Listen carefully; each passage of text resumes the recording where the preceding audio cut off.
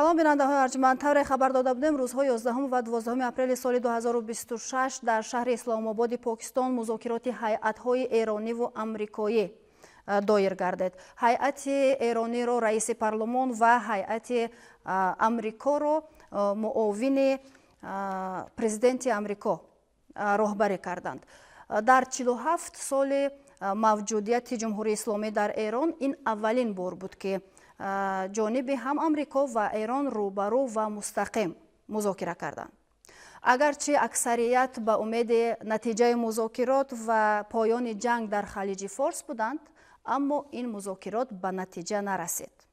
اطراف این موضوع حالا امکان داریم با شیرعلی رضاییان سیاستشناس صحبت نماییم. خب، تشکر برای اشتراکتان در برنامه ما. در آغاز بگویید از نگاه شما سبب اساسی به نتیجه انجام یافتن مذاکرات اسلام آباد چی است؟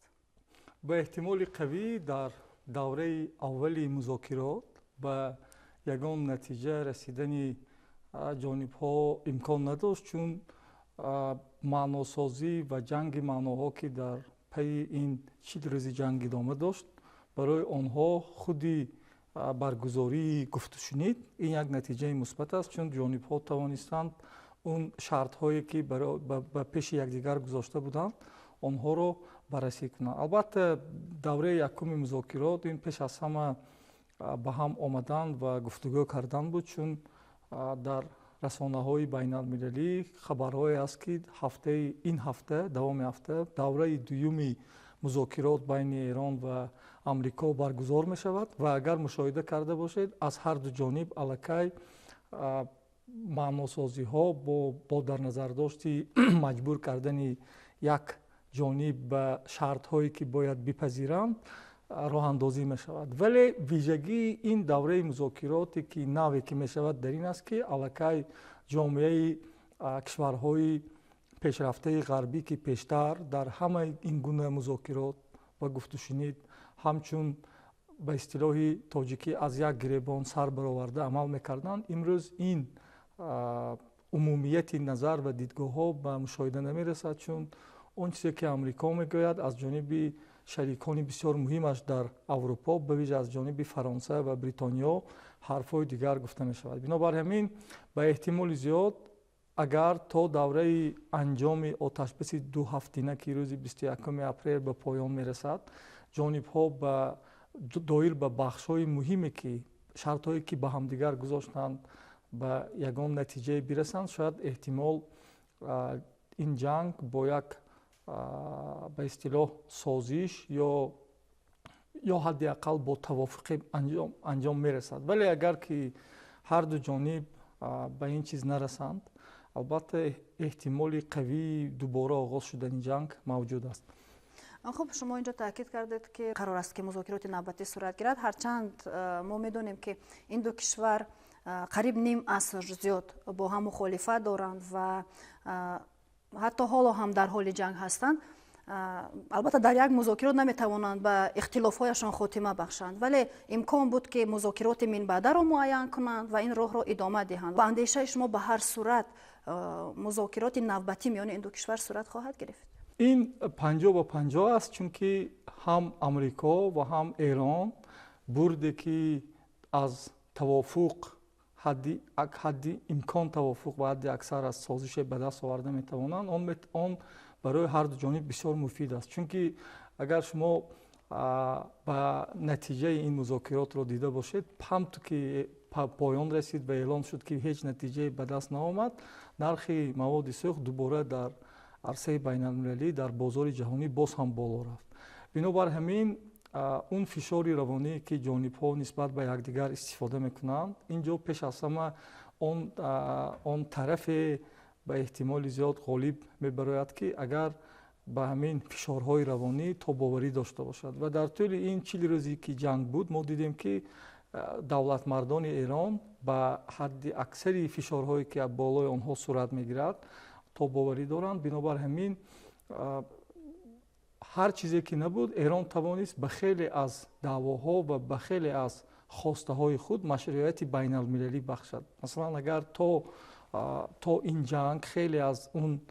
نکته هایی که از جانب ایران گفته می شد، به ویژه غنی سازی اورانیوم و умуман бекор кардани таҳримҳои байналмилалӣ агар аз бештари кишварҳои ҷомеаи байналмилалӣ ҳамчун шартҳои ғайри қобили пазириш эътироф мешуд ва агар ёдтон бошад соли гузашта тирамоҳи соли гузашта кишварҳои урупоӣ барои эҳёи дубораи таҳримҳои созмони милал онҳо овоз дода буданд. Аллакай ин шартҳои Эронро ҳамчун як шартҳои табиӣ ки ин кишвар бояд талаб кунад эътироф мекунанд, ки ин худ як падидаи барои Эрон мусбат аст ва барои Амрико ин чолишҳои зиёдро ба қудрати байналмилалиаш эҷод мекунад. Бинобар ҳамин сарфи назар аз ноком ё бо бурде анҷом шудани ин давраҳои музокироте ки бояд бираванд ва Покистону Туркия дар ин самт кори бисёр зиёдеро ҳоли ҳозир анҷом медиҳанд, ин ба эҳтимоли хеле зиёд ба ин оварда мерасонад ки умуман аз ҷониби ҷомеаи байналмилалӣ кишварҳое ки ба қабул ё эътирофи шартҳои Эрон розӣ мешаванд бештар мегардад. خب در بالا از آتشبس گفتیم ایران و امریکا از 8 اپریل به خاطر مذاکرات آتشبس 2 هفته‌ای اعلان کردند. در صورت پایان یافتن این آتشبس شما فکر میکنید امکان علنگی دوباره آتش میان این دو کشور وجود دارد یا این آتشبس تمدید خواهد شد؟ یک ویژگی امریکا و همچنین ایران در این است که این کشورها غیر قابل پیش بینی هستند. مثلا امریکا و رئیس جمهوری آن اگر بسیار زیاد غیر قابل پیش بینی باشد و در یک روز 3 مرتبه اظهارات گوناگون دهد، پس این در 40 روز جنگ که ما دیدیم اکثری کل اون قدم هایی که از جانب ایران برداشته شد آنها نیز غیر قابل پیش بینی بودند. بنابر همین شاید جانب ها برای ادامه دادن جنگ منفعت دار نباشند، چون که این برای هر دو کشور چالش های معین را آفرید. ولی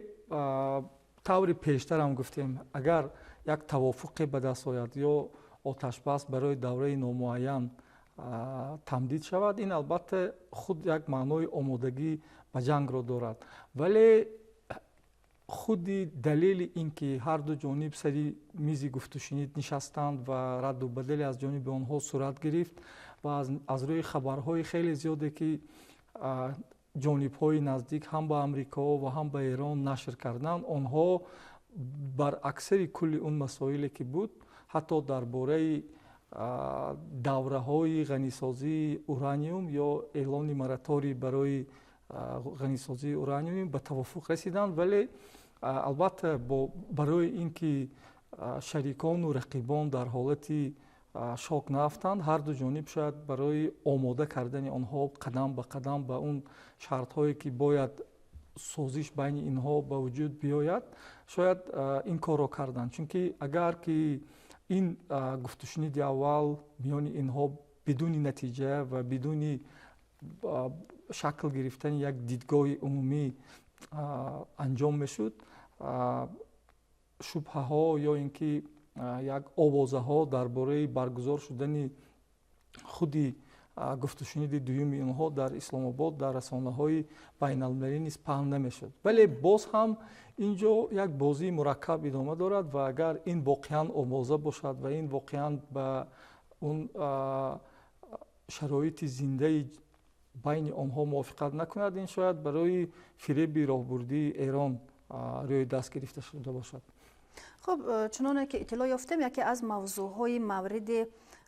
هم بحث و هم اختلاف این کشورها این گلوگاه هرمز بود. خب میدانیم البته که ایران میخواهد که آن در اختیارش باشد و از کشتیهای آن حق عبور بگیرد. امریکا طلب دارد که مثل پیشتر آزاد باشد. نظام حقوق بین المللی چگونه است از نگاه شما؟ چی میگوید؟ در این زیاده از 2-3 ساله اخیر هر کشوری که خواست نظام حقوق بین الملل رو به اون طوری که میخواهد تفسیر میکند و البته خودی اگر نظام حقوق بین الملل عمل میکرد حمله اسرائیل و حمله امریکا به ایران صورت نمیگرفت و جنگ های زیادی که در دنیا هستند آنها نیز نمیشدند. بنابر همین امروز ما اشاره کردن ما به حقوق بین الملل کاری بسیار کاری عاقلانه نیست، چون که аллакай дар дунё ба таври бисёр амиқ ба назар мерасад ки нерӯи қонун дигар бартарӣ дар баробари ҳаққи зӯр надорад ва дар дунё дар сиёсати байналмилалӣ аллакай мо пурра дар амал татбиқ шудани ҳаққи зӯрро мебинем ва худи ба мавзӯи музокирот афтодани омили гулӯгоҳи Ҳурмуз ки Эрон даъвои худро ба ин гулӯгоҳ баён намуд, ин худаш як эътирофи ғайрирасмии ҳаққи Эрон барои назорат аст, чун дар тӯли 40 рӯзи ҷанге ки буд, яке аз омилҳои асосӣ ки кишварҳои ҳампаймони Амрикоро барои пазириши шартҳои Эрон водор кард, ин ба таври физикӣ контрол кардани амин гулӯгоҳи Ҳурмуз буд. Бинобар амин агар мо аз лиҳози ҳуқуқи байналмилал ба ин мавзӯъ нигоҳ кунем, шояд ягон чандин гузинаҳоро метавонем пешкаш кунем ки бояд ин тур бошад, бояд ин тур бошад, чунки он моделе ки имрӯз масалан Фаронса ва Бритониё барои фарохони як конфронси байналмилалӣ барои сарнавишти ояндаи гулӯгоҳи Ҳурмуз доранд, шояд баъзе аз он моделҳое ки ба гулӯгоҳҳои дигар, ба гузаргоҳҳои дигари ҷаҳонии баҳрӣ ки ҳаст ва ҳар кадомаш барои худаш як кейси бисёр муайян аст ва шартҳои назорату шартҳои убуру вуруди киштиҳо ба виҷа киштиҳои ҷангиро низ дар назар дорад, шояд дар ҳамин чиз бошад. Ва агар ҳеҷ натиҷае ба Эрон нарасид, ҳаққи Эрон барои назорат ба виҷа шояд дар соҳаи амин назорати киштиҳои низомӣ ба Эрон мегузарад ки ин албатта барои Эрон, барои амнияти Эрон бисёр муҳим аст ва тавре пештарам гуфтем, ин шояд ба унвони пазириши ғайрирасмии даъвои Эрон ба амин гулӯгоҳ аст, чун аз нигоҳи амалӣ Эрон ин гулӯгоҳро ҳоли ҳозир зери назорат дорад. Хуб, Доналд Трамп, президенти Амрико, пас аз шикасти музокирот эълон кард ки дастур додааст ки гулӯгоҳи Ҳурмузро муҳосира кунанд. ин ба кадом маъност? Амрико Ҳурмузро метавонад муҳосира кунад ва агар Эрон дахолат кунад чӣ мешавад? ин яке аз василаҳои бисёр барҷастаи ҷанги равонӣ аст, чун Амрико пештар талаб мекард ва аз ҳампаймони худ даъват ба амал меовард ки бояд гулӯгоҳ кушода бошад. ҳоли ҳозир худи ин кишвар хостори ба муҳосира гирифтану бастану ба иҷозаи вуруду убур надодан ба тамоми киштиҳое ки аз бандарҳои Эрон мебароянд ва ҳатто тамоми он киштиҳое ки пардохти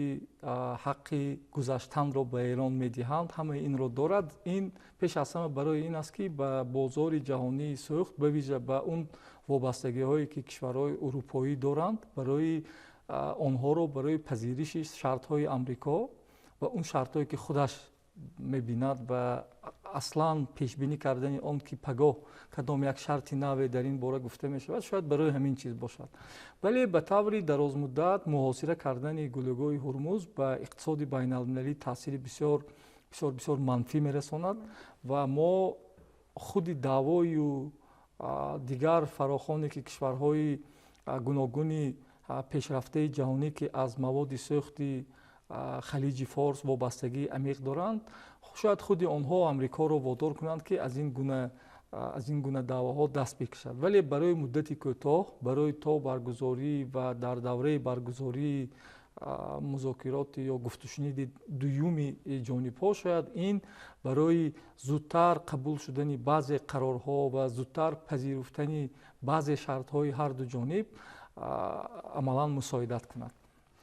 муовини президенти Амрико пас аз анҷом ё бенатиҷаи анҷом ёфтани музокирот ишора кард ки ба Эрон як пешниҳоди охирин ва осонтаринро кардааст. Яъне мехоҳад ки дар ин музокирот баста набошад. тарафи дигар Эрон дар ин маврид чӣ фикр дорад? Яъне мехоҳад ки музокирот идома ёбад? Акнун оне ки эрониҳо ба ҷониби Амрико эътимод надоранд, дар ду давраи музокирот собит шуд. Яъне тавре мо медонем, моҳи апрели соли гузашта вақти музокирот оғоз шуд, умеде ба ин буд ки миёни кишварҳо як тавофуқӣ сурат мегирад ё созише ба даст меояд ва он замон агар мушоҳида карда бошед шартҳои Эрон мисли имрӯза набуданд. Шартҳои Эрон хеле соддатар буданд ва ӯ шартҳо барои Эрон бисёр муҳим буд ва вақти музокироти давраи аввал ҷараён дошт, соли гузашта, тобистони соли гузашта ҷанги 12-рӯза алайҳи Эрон оғоз шуд ва пас аз бори дуввум оғоз кардани музокирот ки як давраи тӯлонитари музокирот идома дошт, боз ҳамлаи дуввум сурат гирифт. Вале вақте диданд ки бо ду ҳамла намешавад Эронро аз по афтонд ва худи дар ин сатҳ баргузор кардани музокирот як падидаи ба истилоҳ мусбат аст ва беэътимодии ҷониби эронӣ на аз оне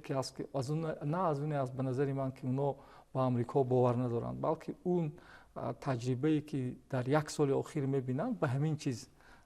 оварда мерасонад. Бинобар ҳамин тавре дар урфият мегӯянд кӯр як бор ҳассои худро гум мекунад ва инак мо дидем ки Эрон ду маротиба ҳассои худро гум кард, вале ин навбат ба эҳтимоли зиёд он ҷанге ки мо буд ва дидем, шоҳидаш будем, нишон дод ки Эрон хеле аз тавонмандиҳои ҷиддӣ ҳам дар соҳаи дифоъ ва ҳам дар самти расонидани хисорот ба Амрико ва шарикони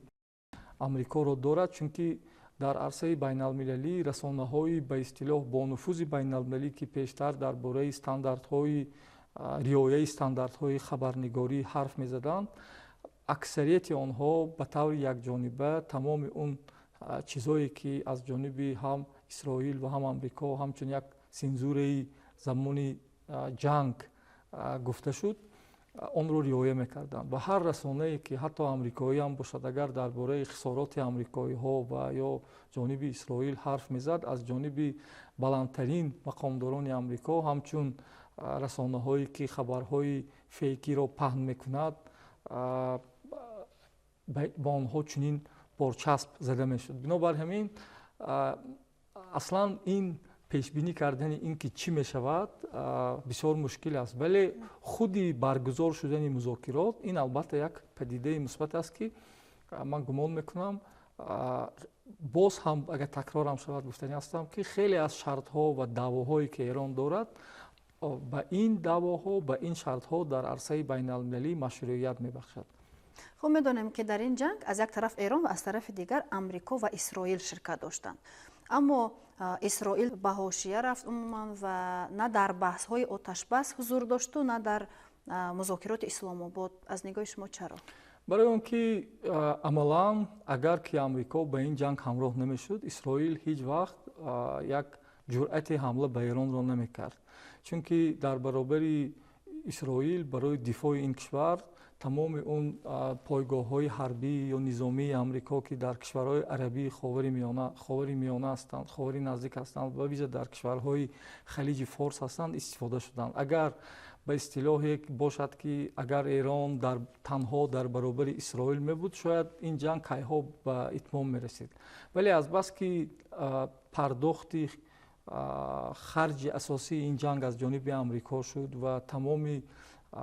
зерсохтҳои низомии Амрико дар ин ҷо ширкат карданд ва боз ҳам агар хотиррасон кунем, раисҷумҳури Амрико пайваста аз шарикони худ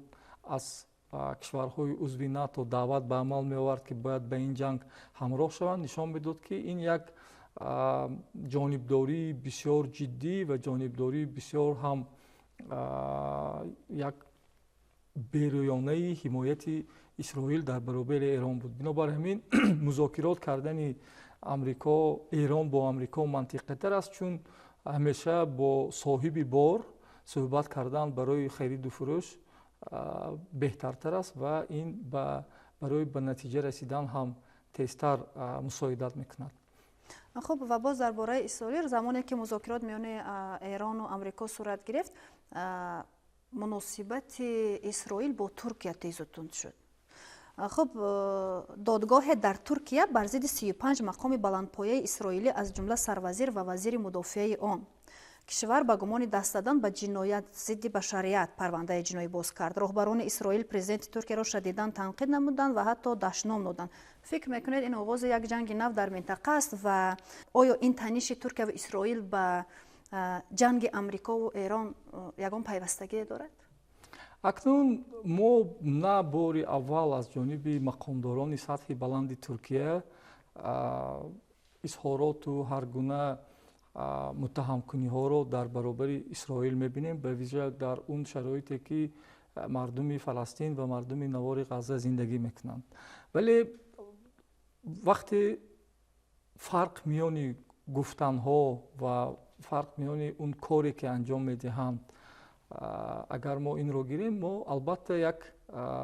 унсури баръаксро мебинем, чунки туркия яке аз шарикҳои бисёр муҳими иқтисодии исроил аст ва дар тамоми он даврае ки онҳо бо ҳам танишҳои лафзӣ доштанд, ҳамкориҳои иқтисодии онҳо ҳеҷ вақт поён нарафт. яке аз шарикони муҳимтарини туркия, озарбойҷон, яке аз таъминкунандаҳои асосии нафти исроил аст, ки ин чиз як нишондиҳанда ё намунаи як чизи дигар аст. бинобар ҳамин азбаски туркия дар баробари ҷаҳони кишварҳои мусулмоннишин даъвоҳои худро дорад, вай наметавонад ҳамчун кишвари узви нато аз хеле аз он ба таври зоҳирӣ ҳам ҳатто агар бошад, аз он сиёсатҳое ки онҳо дар сӯи кишварҳои мусулмоннишин ба виҷа дар ховари миёна пиёда мекунанд, барои ақаллан нигоҳ доштани обрӯ ва эътибори худ бо онҳо дар сатҳи зоҳирӣ ё дар сатҳи вонамуд кардан ҳамсояи худро намоиш диҳад. бинобар ҳамин мо солҳои гузашта, солҳои пеш хеле аз вокунишу изҳоротҳои давлатмардони туркияро дидем, ки ин пеш аз ҳама барои фиреби роҳбурдии кишварҳои мусалмоннишин нигаронида шуда буд ва ҳатто дар дохили коршиносони кишварҳои созмони кишварҳои турк низ баҳогузориҳои гуногун дар бораи сиёсати туркия дар сӯи исроил ва дар сӯи эрон низ ба назар мерасад. ва агар ба посух ба саволи шумо гузарем, албатта он ҷанге ки буд ва он ҷанге ки поён ёфт нишон дод, ки дар ҷаҳони ислом, дар ховари миёна як кишвари хеле ҷиддие рӯи кор омадааст ва ин ҳам эрон аст. албатта туркия ва эрон ино ҳам шарикон ва ҳам рақибоне ҳастанд, ки чандин садсола бо ҳам рақобат доранд. бинобар ҳамин эҳтимоли барои ин ё он масъала ба ҳам омадани онҳо мавҷуд аст, вале ин кишварҳо ва ин қудратҳо як нав таърихан байни ҳам рақиб буданд, ки мо тақрибан дар 300-400 соли охир мо ин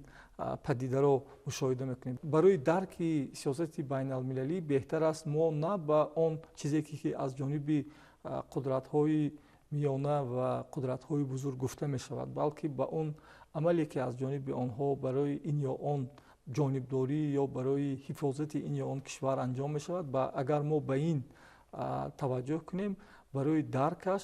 барои мо хеле сабукиҳо пайдо мегардад. хуб, дар охир мехостам бигӯед, ин ҷанги 40 рӯза миёни амрикову эрон ки сурат гирифт ба кишвари мо чӣ паёмадҳои манфӣ овард ва ҳоло аз ин музокирот мо чӣ интизорем? паёмади манфӣ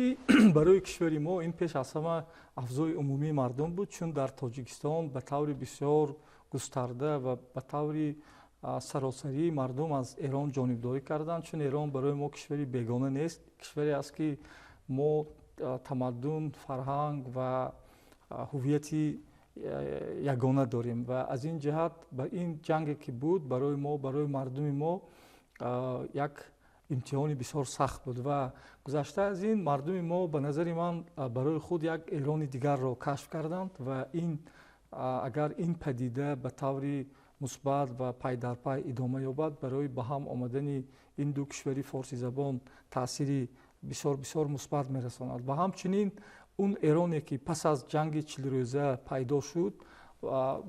шояд ба эҳтимоли зиёд албатта баъзе аз он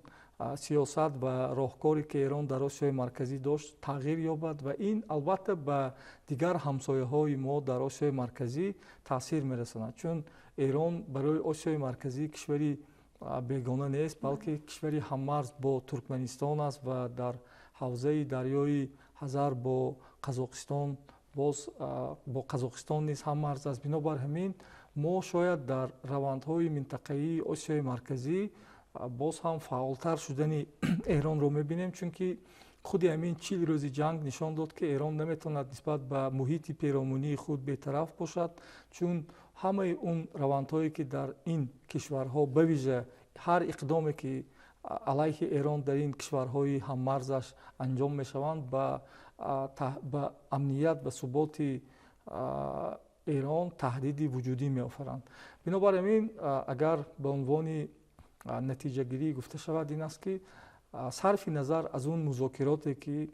давраи дуюми музокирот ё то давраи анҷоми оташбаси дуҳафтинае ки ҳаст, чӣ натиҷае ба даст наояд, ҳатман паёмадҳо барои Осиёи марказӣ хоҳад дошт, ҳам паёмадҳои мусбат ва ҳам паёмадҳои манфӣ. Вале коҳиши паёмадҳои манфӣ пеш аз ҳама аз худи кишварҳои Осиёи марказӣ вобаста аст, ки чӣ гуна бо ҷонибҳои даргир муносибатро ба роҳ мемонанд. Ва албатта паёмадҳои мусбат барои кишварҳои Осиёи марказӣ ин пеш аз ҳама ба тавофуқ, ҳадди ақал ба тавофуқ ва ҳадди аксар ба созиш расидани Амрико ва Эрон аст. Ва агар таҳримҳо аз Эрон бардошта шавад, ин як даричаи наверо барои тамоми кишварҳои Осиёи марказӣ барои шукуфоҳии иқтисодӣ боз мекунад. ташаккури зиёд ба шумо. бинандаҳои арҷуманд, ёдовар мешавем ки суҳбате доштем бо сиёсатшинос Шералӣ Ризоён вобаста ба музокироти Эрон ва Амрико. инҷо барномаи мо анҷом меёбад. барномаҳои дигари шабакаи ҷаҳоннамо идома доранд. мо ин мавзӯъро дар барномаҳои ояндаамон пайгирӣ хоҳем кард. саломату сарбаланд бошед.